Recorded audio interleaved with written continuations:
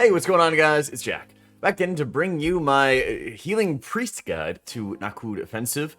This is going to be a little different than the Ruby Life Pools video in that I'm going to splice in footage from Disc and from Holy. I primarily am going to be using Holy footage throughout the video for the regular trash mobs and a lot of the boss fights, because I played, just in general, I think, a lot of these boss fights better, and they're also tyrannical when I was playing as Holy, because I think Holy does a little bit better of a job of handling some of these tyrannical boss fights. But I will show the disc footage for the boss fights, and I'll also talk about how disc can handle a couple of different situations that are going on throughout the instance. So if you like this kind of format for the video, definitely let me know, because I'm going to experiment with a couple different things for eventually making dungeon guides for all of them, okay? So, starting out, Nokhud Offensive.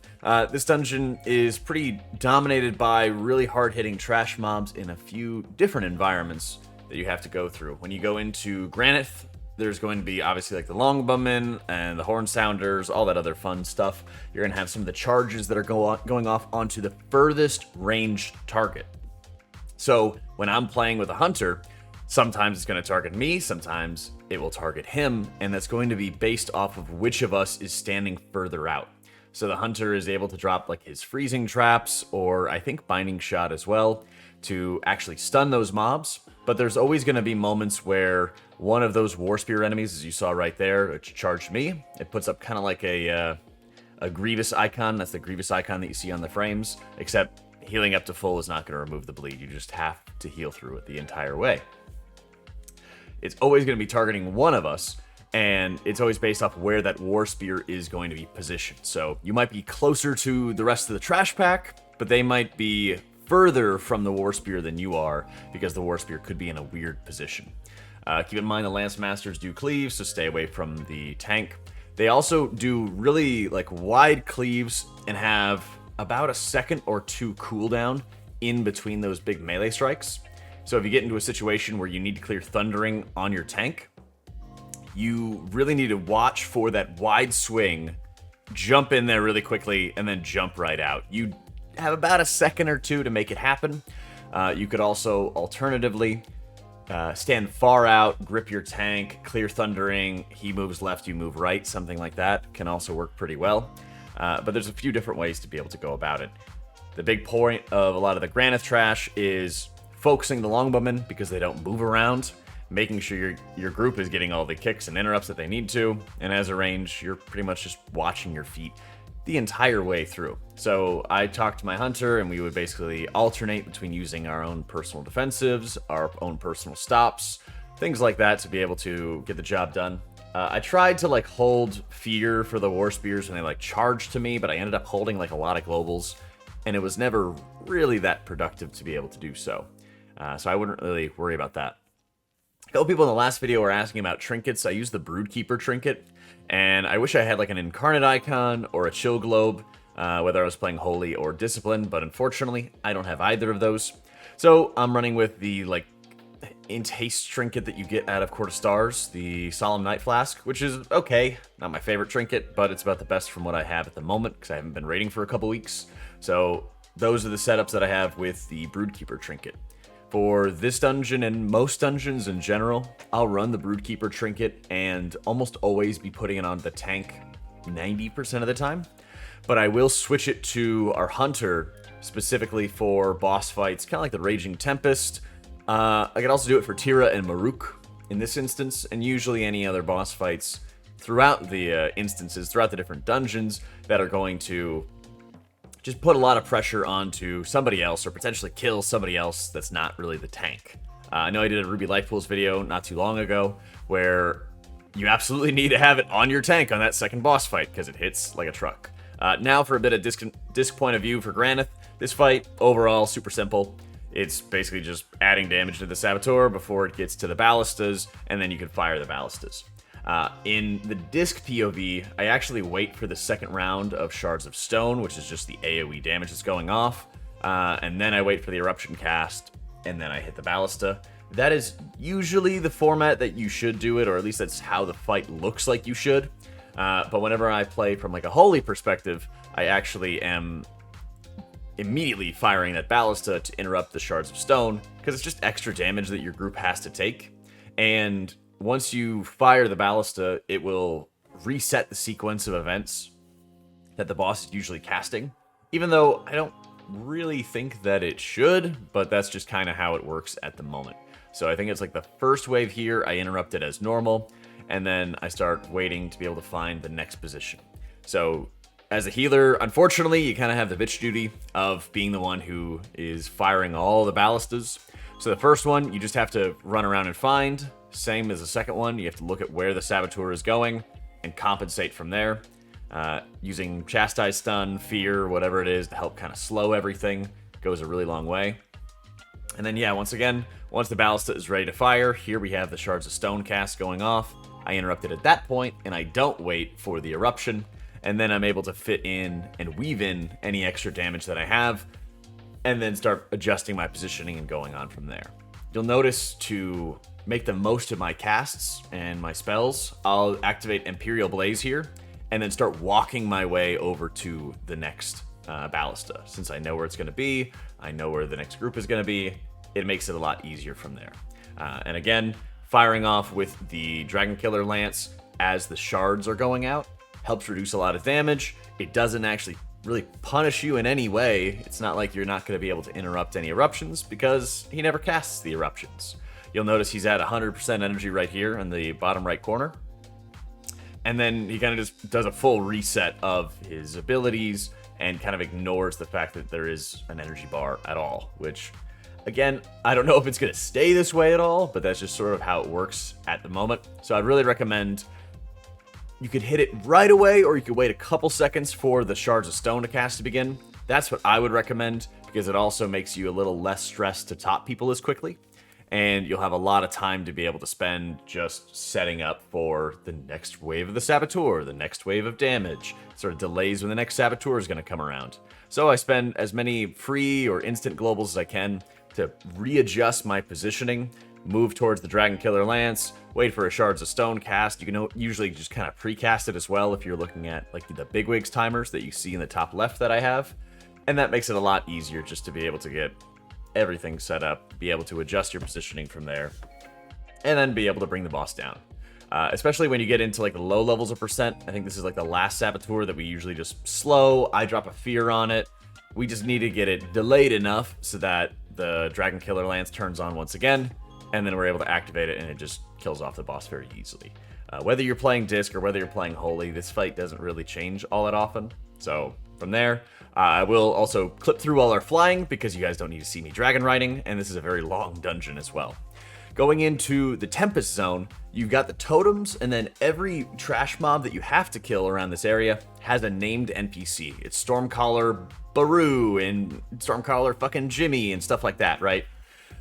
The Stormcallers themselves are going to constantly chain cast Stormbolts, and this is going to go off onto a variety of players. Usually they'll be locked down, but when you're in pug groups, and even in like your organized groups as well, this is going to be one of the largest areas of avoidable damage that is very likely to go off. Even in our organized group, you know, you might watch some of these videos and say, well, nobody takes nearly as much damage. Well, how you counteract that is whether it's the named mobs, like I said, the Stormcallers by each totem. This Primalist Thunder Beast does it as well with the Chain Lightning. Having your target of target present in this dungeon as a whole, and I'll talk about it some more in Tira and Marook when we get there. But watching your target of target, you can see it to the right of my raid frames. It says like quasi-clap there, just to the right of the rogue.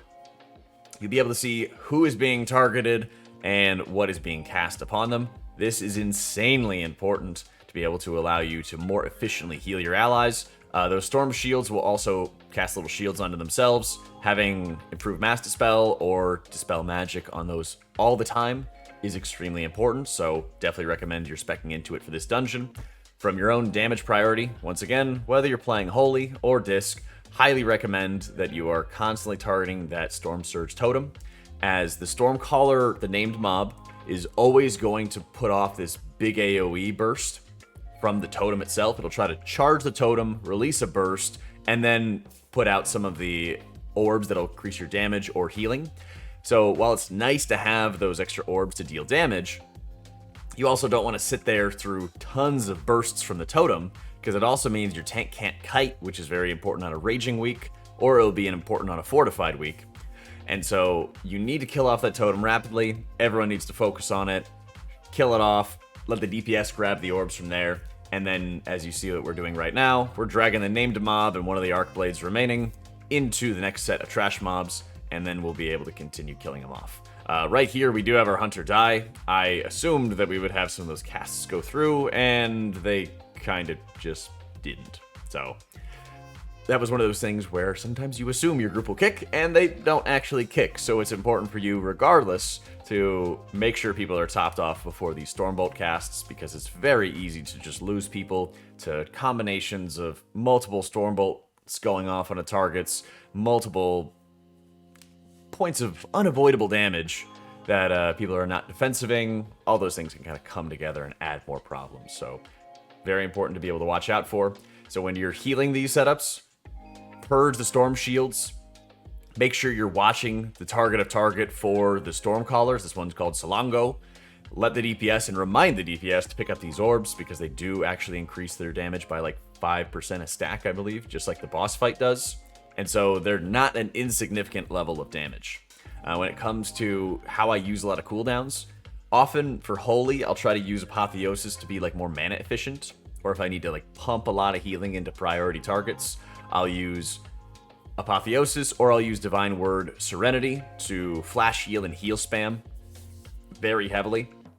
When it comes to Disc, I'm always running that Throws of Pain talent, and so multi-dotting a lot of these enemies makes a really big difference in terms of your mana regen, in terms of the healing that you're doing, the works. For large cooldowns, I like to make sure that I'm always using something, if need be, on this final pack. I kind of hate doing this trash pack last because it makes you want to use healing cooldowns, but you really want to use them when you get into the Raging Tempest, because the Tempest deals tremendous damage, and the hardest part of the Tempest fight, I would argue, is the very beginning when you're not able to get as many orbs to buff up your healing, and you kind of go through 2 waves of orbs, I want to say, and then you go into a lightning storm, whereas usually you have like 3 or 4 different waves. You have a lot of waves of orbs for that Tempest boss.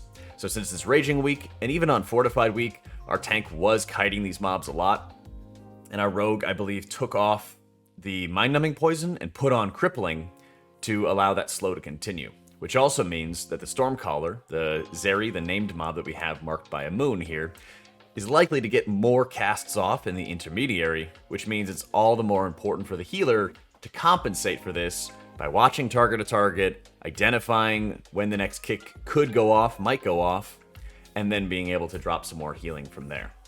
The beginning of Raging Tempest, like I said, is the hardest part of the encounter, and the one where you're more likely to lose players than anything else. So I'm going to show you the beginning of how I did it as Holy, because in the Disc video, I believe I made some mistakes in just how I was setting up my output, and that's what led to deaths. So I'm going to show you the Holy point of view first, then we'll go into Disc, and then we'll go into Holy again. These lightning strikes are what deal really large damage, and they'll also destroy those orbs. You notice I do everything possible to soak up as many of them as I can before a lightning strike comes off. It's also important to communicate to your teammates that you must have them hold their healing cooldowns specifically for the electrical storms and not for the lightning strikes. When I played this as Disc the first time, I only got like 5 stacks at the very beginning of the encounter, and then it made this fight so much harder to heal. Here, I spent the entire of that first phase working on collecting those orbs to heal that electrical storm, and it made a world of difference. In this Disc POV, this is after the first electrical storm, and we had to pop 1 battle res, because, like I said, I did not have the full scope of healing cooldowns that I needed. I believe, and I haven't really confirmed this yet, but I believe there's some fucky nature going on with Atonement at the moment, where you're not getting the full value I think you should of the damage and healing components of these orbs. And it feels like Atonement just does not really do enough when it should for these electrical storms.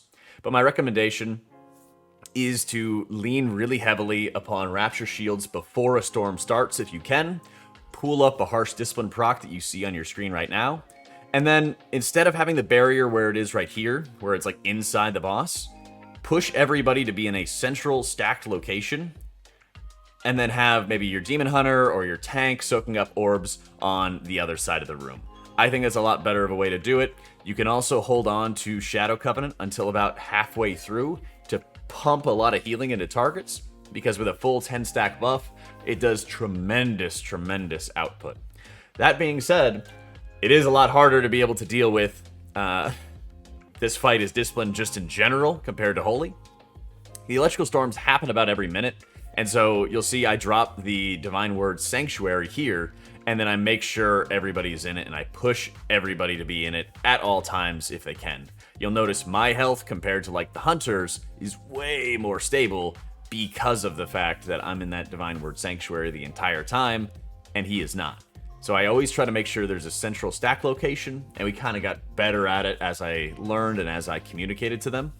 And then what you do in these in-between phases is very important, whether you're Holy or Disc. If you know that the health is high enough that you're likely to get another storm, you need to aggressively, very aggressively, grab orbs, okay? You need to run over DPS and go grab more orbs, because you need a 10 stacker at higher key levels to be able to heal this. Now, if the health was lower, like you'll see right after this lightning storm, I tell the DPS to grab every single orb, and that I'm only going to get something if I think it's going to impact into the boss. The more confident and more comfortable you get with this, the less orbs that you'll have to soak. And so right here, I start telling my DPS, I'm like, hey, grab some of these orbs because I'm already at 10 stacks. I just need to grab one to get my refresh, and then that is it. I do ask them, of course, to clear on me with Thundering before the damage happens, and then I make sure everyone kind of gets in a little bit closer.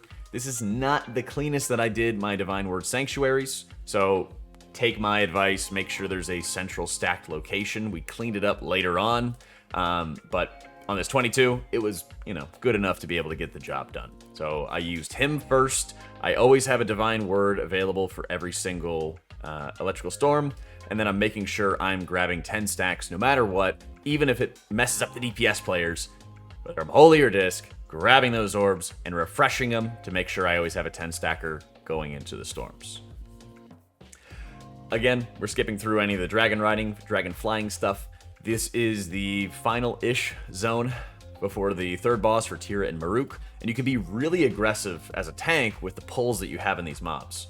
The Ohunas, the birds, they just do like a lot of frontals, more or less. They pretty much are doing frontals day in and day out, so dodging around them, being cognizant of that, and having an idea as to where your tank is going to be soaking is always very important. Unfortunately, there's, not a lot of X-axis, or I think it's X-axis, working with Thundering, so I just jumped right over my Hunter when I was trying to clear Thundering. Keep that in mind. It's a Demon Hunter special. But when it comes to this, there are the Beast Callers that have casts which will start summoning more mobs, and they also have these roars that are just going to deal insane damage to everybody.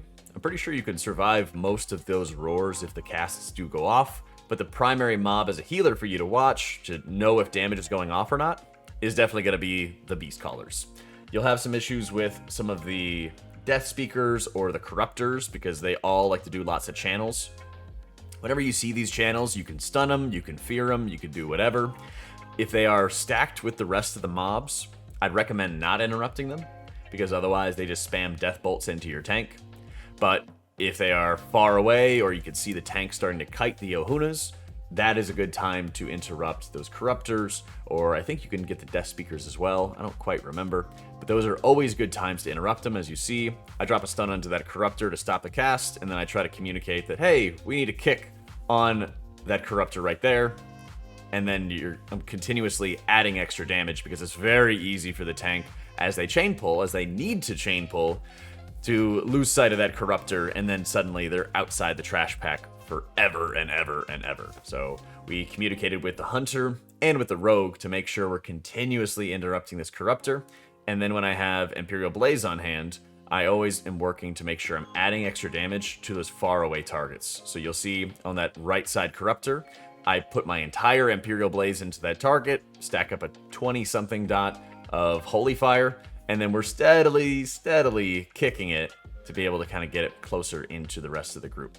But it's definitely not the easiest thing when you need to chain pull in this area, because the amount of enemy forces required in this dungeon is, in my opinion, insanely high. Overall, the amount of pressure that your tank can sustain is usually not too shabby. It's just when you have mobs up for very lengthy periods of time, you also have to deal with these Risen Warriors, which will put out a Mortal Strike onto your tank pretty regularly. And so if you're in this situation right here, where you have the Corruptors and the entire trash mob setup all stacked together, Chastise, Fear, all that good stuff is great to use on the Warrior if you see that they're going to be casting that Mortal Strike, because I believe it will put it on cooldown, or at the very least delay it a little bit so that you don't have to worry about your tank going down as rapidly. I do actually use Guardian Spirit on the pull, I think, for this trash setup, and as much as I can, trying to add extra damage in between, because there is the named NPC that you need to kill off, who pretty much just spams a big volley. If the cast goes off, you're just going to be having a really bad time. And most groups, even when I pug this dungeon, have done a pretty good job of kicking that. So that's usually not my concern to focus on, compared to keeping like the Corruptors nearby, making sure I am trying to keep everything kind of close together, watching the Beast Callers, all of that fun stuff. Of course, the Death Speakers do a massively long cast, which just does an AoE around them. It's really deceptive how long it takes for that to really go off. And so I'd always recommend kind of straying away from that as best as possible, as your tank will inevitably need to chain pull into the next setup. I don't think disease dispels are super important in this dungeon. They kind of just give you a little bit of a healing taken reduction, and a lot of times it's because you eat frontals. So it's something you can spec into, but it's really only for this death area with Tira and Marook.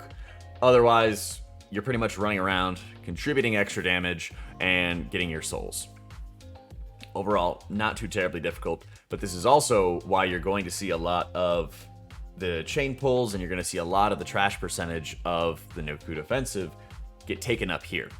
If you were going to go to the Nokhud base, where Balakar Khan, the final boss, is, a lot of those mobs are just really annoying to deal with. They're tough to be able to chain pull, tough to be able to move around. And as you can see, the healing that is required in this undead area is insanely low. It's just ridiculously low. So we're at 85.5%, and we make sure we land close to the RP. Do not go into those swirly fields because it'll kill you. We start the RP there once we've cleared out all of the different totem death mounds, or whatever you want to call them. And then we start dealing with some of the final mobs, some of these Bakar, something like the dogs, more or less. You can chain pull these into the boss if you'd like to. You don't really need to. The Bakar just add tank damage. The Beast Caller will summon more if you don't interrupt him. And he'll have that Desecrating Roar, which deals a lot of damage. So those two sides of it are pretty much the only real threats you have to deal with. And as I mentioned in the Raging Tempest area, watching target of target is ridiculously important in a number of areas for this instance, specifically Tira and Marook. You'll see right here, when she'll have her Gale Arrow go off, Tira will then instantly cast a quick shot onto other players, meaning you need to be able to top them off very rapidly. So when I play this as Disc, I'll alternate between Rapture, Barrier, and then just kind of shielding on myself and the other hunter, or on the range target, to make sure that I am constantly watching out for who is getting beamed by these. One of the things that Tira is always doing is Quick Shot, which cycles around the room and hits everybody one time and then repeats the process. So what you always have to do is be watching that target of target to be able to make your decisions. When it comes to playing Disc, as you saw, I was trying to take my time with topping people because it could be very expensive to do so, to play whack-a-mole spot healer as a Disc Priest. As a Holy Priest, it is a lot easier, and I'm able to more steadily lean on things like Lightweaver to sort of top my allies and bring them up to full. But you always want to be targeting Tira, you always want to be watching her energy, and then watching her target of target. So when she reaches max energy, that's when she'll cast that Gale Arrow, and then watching the target of target for who she's hitting with Quick Shot makes a really big difference. It doesn't feel like there's a specific point in the fight besides the Gale Arrows where you would need to use a large cooldown, but that damage is huge damage to everybody in the party, and then a lot of damage to one target. So what you really need is for everyone to survive, and then a little bit of output behind it. So you'll even see that there's moments where I popped Apotheosis in between Gale Arrows to ensure everyone's topped and I'm healing efficiently so that I'm then able to pump up health pools as I need to over time once the Gale Arrows do hit. As Holy, you can also use Powered Shield on yourself if you'd like to. Something that's a little bit of extra output, but it does a good job, or a good enough job, to give you the extra effective health that you need to survive. Also, Tira will only cast like 1 or maybe 2 quick shots, but after a Gale Arrow, before she jumps to a new location. And so you do have a decent amount of time to top everybody after Gale Arrows go out, as long as they're not going to instantly get kind of like wombo comboed. So those are the things you need to like reflect on or like worry about, is making sure everyone's like above 50% after a Gale Arrow goes off. And then keep in mind, once you get hit by a quick shot, they're not going to get hit again. So you don't need to dump your entire mana bar into topping somebody after they've already gotten hit. So what I like to do as a Holy Priest is get a flash heal or a heal into the target, and then really stress about topping them for the next set of Gale Arrows. That's usually what my priority is going to be. You'll see I was watching and waiting for my powered life cast to see who Tira was going to target, because it makes it a lot easier to top that target and get him healthy enough for that quick shot, and then you're going to be able to save your mana and use your resources a bit more efficiently in that regard. Symbol is great to use, as you see right here near the end of the fight, as I'm a little bit low on mana. And like I said, even though it doesn't feel like these hits kind of across the party deal lots of damage, it is important to be conservative with your mana to be able to keep everybody healthy. Obviously, very good to make sure you're clearing Thundering, and even though the Earthquake fields deal tons of damage, if you gotta grip somebody through it, you gotta grip somebody through it, because even clearing Thundering on a corpse is better than, getting stunned. Thankfully, the rogue didn't die, and he had cheat death available, but that's definitely something to keep in mind as you're going through it. And once again, Gale Arrows go out, you watch the quick strikes. Thankfully, as Holy, you're pretty blessed to have a lot of defensives for this. You can have Desperate Prayer up like every other of the Gale songs. You're going to be able to have Fade, and you're going to be able to have Protective Light. Where I made a mistake here is I was trying to be a little too mana efficient in protecting my allies, even though I should not have been. I took my time a little bit too much with trying to heal everybody and try to very efficiently let my Echo of Light do its thing, and I just didn't need to do that. And so that's why I did have a death on that point. That's one of the reasons why Disc can kind of struggle on that encounter, though, is because it's very, very expensive to be able to keep everybody alive and healthy enough before Gale Arrows without burning a huge excess of mana, because things like Shadow Covenant just deal tons and tons, or consume tons and tons of mana. That's why whenever I'm healing that fight as Disc, I'm leaning on a lot of Smite and the Harsh Discipline penances, and you can even use Harsh Discipline defensively, for defensive penances I should say, just to make sure that you're having that mana efficiency on hand to be able to top allies at specific like priority moments when you need to run, or when your tank's a little bit slow connecting the two mobs together, so Tira's quick shots are hitting a lot harder than you would otherwise expect. But as best as you can, try to maintain both Purge the Wicked Dots, cast lots of Smites, the works.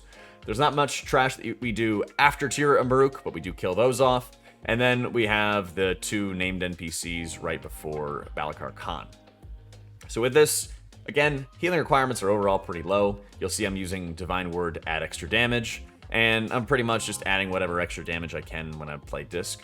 Part of the other problem with playing Disc is if you want to add a lot of extra damage to like have Shadow Covenant, it does consume a lot of mana, and so your active like mana regen of sorts is not great. So a lot of this is going to be showing quite a bit of Holy gameplay, but I will have the intermission, which is really the tough part of the encounter, shown from a Disc point of view and from a Holy perspective. One thing I haven't talked a lot about throughout this video has been how my group's defensives are working. And so I mentioned it on like the Raging Tempest, and about how I pointed out to my party that, hey, I don't want anybody using defensives, I don't want anybody using personals, not health pots, anything for like the lightning strikes, the big AoE damage bursts, even though they drop people really low. The reason being is that if you survive one hit of damage, all you have to do is stay alive until the next burst of damage, which means that even if somebody is at 10% health, there may not be much urgency to top them because the next burst of damage is not going to be for a very long time. And so with that in mind, you can kind of carry that forward into a variety of other encounters, including Balakar Khan. With this fight, there's AoE bursts both in the first phase and in the second phase, but the intermission is really the area where you might actually have deaths going out. And so that's because the Stormcallers have so many interrupts required that in addition to the pulsing damage that the intermission phase will do, those are the combinations that can kill people off.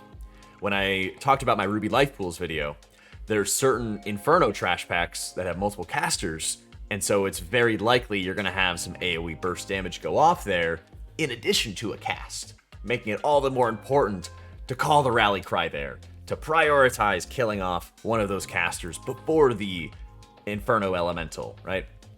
Balakar Khan is very similar in that regard. There's a lot of tank pressure that goes out here. There is a lot of tank damage that must be dealt with, but when it comes to the AoE bursts, you have a lot of time to be able to deal with it. And so where healers make a lot of mistakes is they sort of freeze. They'll have the quaking or the earthquake upheaval in phase 1 go off, and then they're scrambling to top people or scrambling to do this or that, and then they'll die to it. Or in the second phase, it's sort of a lightning earthquake that goes off, and then they're going to be in a position where they're scrambling to top everybody, and then they sit in the fire too long, and they sit in the lightning too long, and then they make a mistake.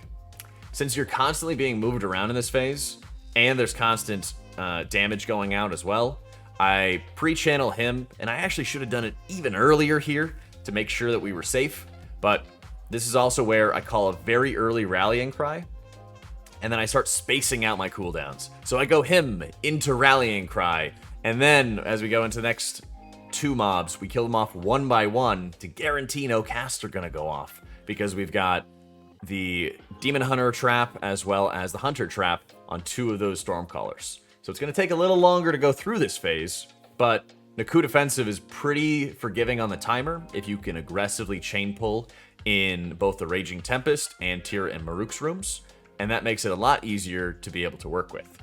I believe we're going to have the disc perspective in just a second, and I'll again show you how I start stacking up those cooldowns. I believe here is where I pre-ramp with Rapture, and so I'm making sure right as we get into the phase, I am instantly taking advantage of Rapture.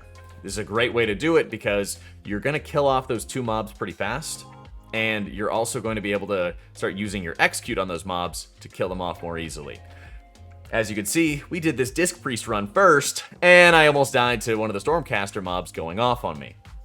That's why when you saw the Holy perspective, that's why we ended up doing them one by one. This is a little bit faster, but much more risky when it doesn't need to be. Keep that in mind. I think we did have somebody who also died to a Lightning Strike in the Disc run, and once again, those things happen. You have to just watch your feet. So spacing out and emphasizing those cooldowns does make a big world of difference. I would recommend not using things like Darkness because sometimes it can obfuscate where the lightning strikes go on the ground, and even if you can see it, it doesn't necessarily mean that everybody else around you can see it. The lightning pillars or the lightning static spears, what they're called, they get thrown out into players. You can Night Elf those, you can Vanish those, all kinds of fun stuff like that. So keep that in mind. Whenever that earthquake, those lightning earthquakes go off, you do have a little bit of breathing room to be able to clear and get out of there before you start taking Void Zone damage. So it's insanely important, just kind of like Azure Vault with the Drakthir boss in the Azure Vault, that even though it deals so much damage, to encourage everybody and push everybody to say, hey, just get out of it, and I will take my time topping you off, because it's really easy to sit in there too long, take an extra tick of damage, and die when you otherwise did not mean to. There's also the Lightning Strike that goes on to the tank. Those also deal a lot of damage. Just instantly dispel it, and you're going to be fine. Although tanks can also spell reflect it, so sometimes that Conductive Strike you may see, it doesn't go off at all. Something to consider. Otherwise, utilizing and spacing out players' defensives during the intermission phase is priority 1, But this fight is very easy to heal outside of that, and so all the more reason for you to use every defensive possible, every resource possible, even lust if you need to, in that intermission if you have a lot of time left remaining, just to make sure you have the utmost safety at hand. Otherwise, if you guys like this video, give it a thumbs up. Let me know if you'd prefer a different format for the holding and disc stuff. Definitely let me know as well. But thank you so much for watching. Hope you all enjoyed it. And be sure to check out the live stream linked in the description below if you'd like to catch any of our runs live. Thank you so much for watching, guys. Take it easy.